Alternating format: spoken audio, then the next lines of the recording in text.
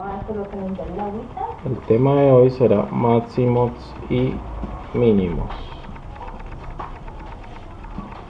pero esto sí para funciones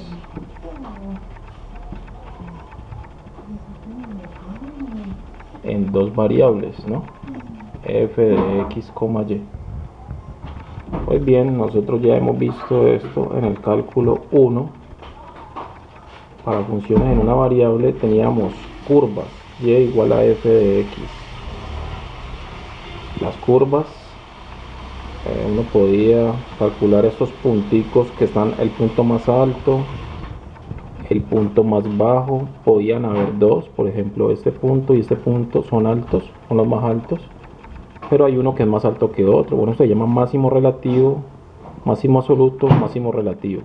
¿Qué particularidad tenían estos puntos? Pues si ustedes trazan una línea tangente, digamos en este punto está la línea tangente, pero si la trazas en la línea, la trazas en los puntos más altos, esa línea tangente se va a ver de esta forma: horizontal por acá, horizontal por acá, aquí horizontal. ¿Eso qué quiere decir?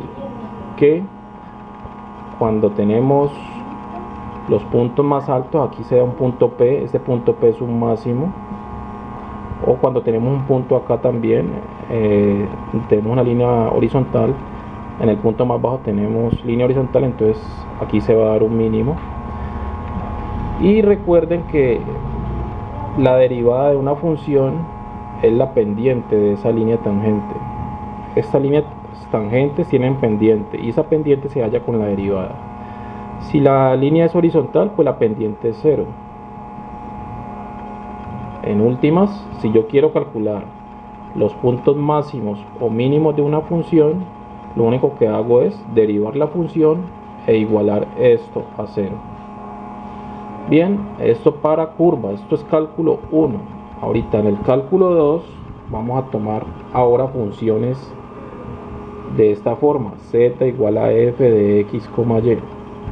Como verán, hay dos variables, x, y. O sea que el plano cartesiano ya no me sirve, ya no me sirven dos ejes, me sirven ahora tres ejes que formen 90 grados. Estos dos forman 90 grados. Este vendría siendo el eje z, el que va hacia arriba. Este que viene hacia acá saliendo del tablero, es como si tuviera este eje saliendo, este marcador saliendo del tablero.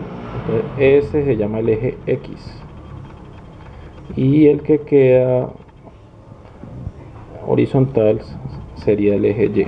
Este también, aquí sería también 90 grados, pero pues como no puedo dibujar esta línea saliendo del tablero, la dibujamos así inclinada.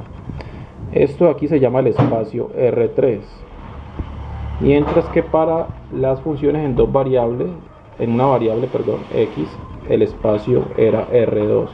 El plano cartesiano es R2 y el espacio tridimensional es R3. Si acá en R2 tenemos curvas, en R3 tenemos algo parecido y serían las superficies. Esto es una superficie. La gráfica de una función en dos variables es una superficie. Esto se puede ver, ustedes pueden imaginarse esto así. Esto es como una, haga de cuenta, una sábana de esas que se tienden en las camas, una sábana. Cuando ustedes la extienden, entonces la superficie de la sábana tendría una ecuación z igual a f de xy.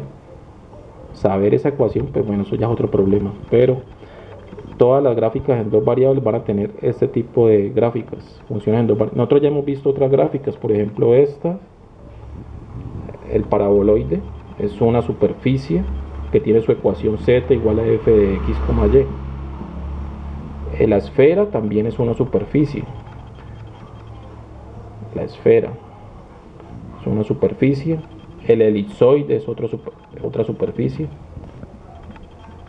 Pero en general, pues las superficies pueden ser bien raras y uno para eso usa programas para dibujar esa parte. Bien, si yo quiero calcular el punto más alto de esta superficie, aquí hay un puntico llamado P, que es el punto más alto que está ahí. Ese punto P, yo puedo calcular dónde se da ese punto P y hacemos algo similar. Si en una variable trazáramos línea tangente, Aquí en dos variables trazamos un plano tangente. Un plano tangente en ese punto P.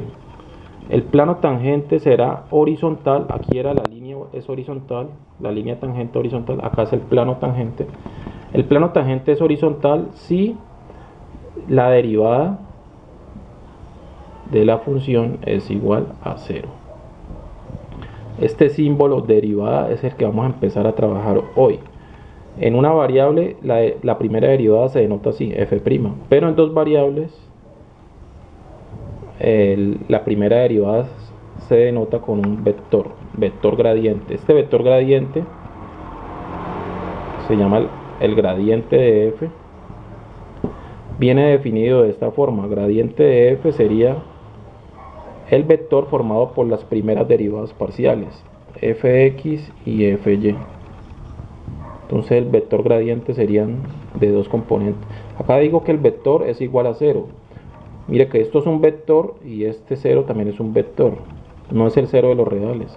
Este 0 con flechita arriba significa el vector 0,0. Se va a ponerlo aquí abajo, 0,0.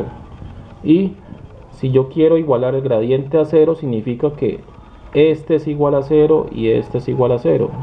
Así que me va a quedar un sistema de ecuaciones, f de x, f de y. Así que los valores máximos y mínimos para una superficie se dan en aquellos puntos donde las derivadas parciales es igual a 0. Son dos derivadas de primer orden, cada una le igual a 0. Y ya empezaremos a resolver ejercicios donde resolvamos estas ecuaciones.